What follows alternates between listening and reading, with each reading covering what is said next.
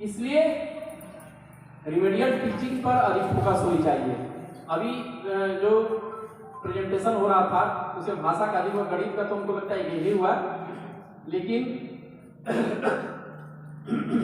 उसमें भी गतिविधि अच्छी है, गतिविधि के थ्रू पढ़ाइए। गतिविधि होगा तो बच्चे इंटरेस्ट लेकर सीखेंगे भी। कभी भी कोई भी शिक्षण बोझिल नहीं होना चाहिए। ऐसा शिक्षण नहीं होना चाहिए कि बच्चे ऊब जाएं। इसका यही होता है कि वो फिर बच्चे ड्रॉप आउट कर जाते हैं। तो कभी भी बोझिल नहीं होना चाहिए। ये है भी गतिविधि आधारित पढ़ाई। प्रिंट मटेरियल आपको मिला हुआ है उसको दिखाइए, प्रिंट को दिखाइए।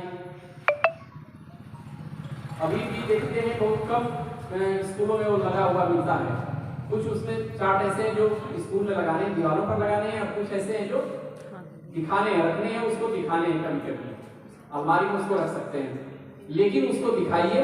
उसके थ्रू टीएलएम का प्रयोग मैक्सिमम होना चाहिए। टीएलएम का प्रयोग होना चाहिए। और बच्चे का जब भी बच्चा आ रहा है तो पूर्व ज्ञान क्या है उससे रिलेटेड करके तब पढ़ना चाहिए। पूर्व में पूर्व ज्ञान कितना रखता है। अब मान लीजिए उसको कुछ नहीं आ रहा है और ऐसा चीज पढ़ाने लगे कोई जानता ही नहीं है, कुछ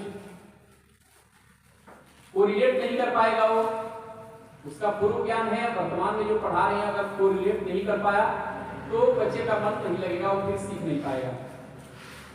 और बहुत सरल तरीके से उसको पहले प्रस्तुतिकरण बहुत सरल तरीके से होनी चाहिए ताकि बच्चा आपसे जुड़ सके।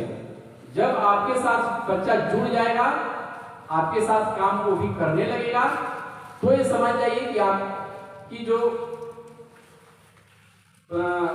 वो है, आपका जो इनोवेशन है, आपका जो भी पढ़ाने की शैली है वो सफल हो गया। और इसमें बहुत सारे ऐसे भी टीचर होंगे जो स्कूलों में अपने नए नए इनोवेशन करते होंगे,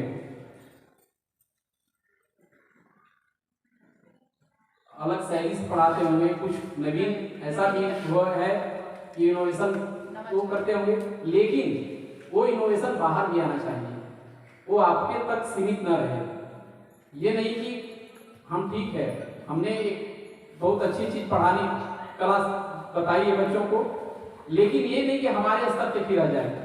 वो आना चाहिए बाहर भी। उसको ग्रुप में डालिए, उसको शेयर कीजिए दूसरे से भी, ताकि सभी उससे लाभान्वित हो सके। हर कोई की क्षमता समान नहीं होती है। जितने भी टीचर हैं सबकी क्षमता समान, टीचर क्या हर एक व्यक्ति की क्षमता समान नहीं होती है। किसी न किसी में कुछ विशेष जरूर होता है, और वो जो विशेष होता है वो भी दूसरे को महसूस होना चाहिए, दूसरे को पता चलना चाहिए, ताकि वो अपने ऊपर भी उसको लागू कर सके। तो जो भी आप अपने विद्यालय में कुछ नया कर रहे हैं, इनोवेशन कर रहे हैं, उसको आप बताइए। इस शिक्षक समूह एक अच्छा प्लेटफॉर्म है जहाँ मीटिंग होती है, यहाँ बताइए, शेयर कीजिए, सबको बताइए। जैसे अभी अब्राहम लिंकन का ये लेटर जारी हुआ है, अपने बच्चे के टीचर को इन्होंने पत्र लिखा है, वो बीएसए साहब भी डाले हैं। ये पत्र काफी पहले चंदौली में हम लोगों ने 15 साल पहले, 15 साल 2008 में 8-9 में चंदौली में सारे विद्यालय में लगा हुआ था, और फोटो फ्रेमिंग कराकर लगा हुआ था। उसका प्रिंट मतलब छपा हुआ था, और उसको फोटो फ्रेमिंग कराकर सारे ऑफिस में, और मतलब बेसिक विभाग के ऑफिस में और सारे विद्यालय में ये लगा हुआ था। एक अच्छा है, मोटिवेशन है, एक अच्छा है, एक अच्छी चीज है। तो संस्कार भी जरूरी है, शिक्षा के साथ साथ संस्कार भी जरूरी है, और संस्कार बच्चे में रहेगा तभी वो आपसे शिक्षा भी ले पाएगा और सीख पाएगा, अन्यथा वो सीखेगा भी नहीं। आप बोलती रह जाएंगे कुछ और दूसरे रास्ते पर चलता रहेगा। तो उसके लिए भी संस्कार जरूरी है, कोई काम कराने के लिए भी संस्कार जरूरी है। अगर संस्कारिक बच्चा है तो जो हम कहेंगे, जैसे बताएंगे वैसे वो करेगा, चलेगा। तो सारे लोगों का एक प्रयास होना चाहिए।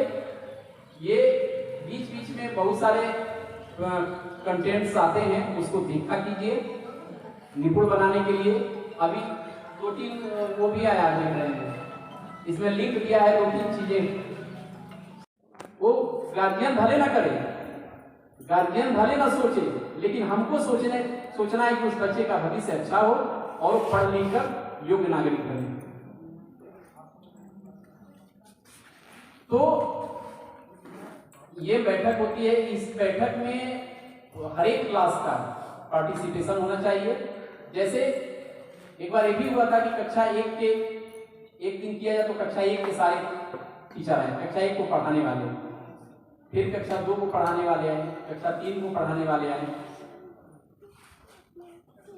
तो ऐसा विद्यालय से भी आप लोग तो आइए या भेजिए कोई, तो ऐसे भेजिए, एक ही लोग तो नहीं आते हैं बार बार ना सर। यहाँ पूरा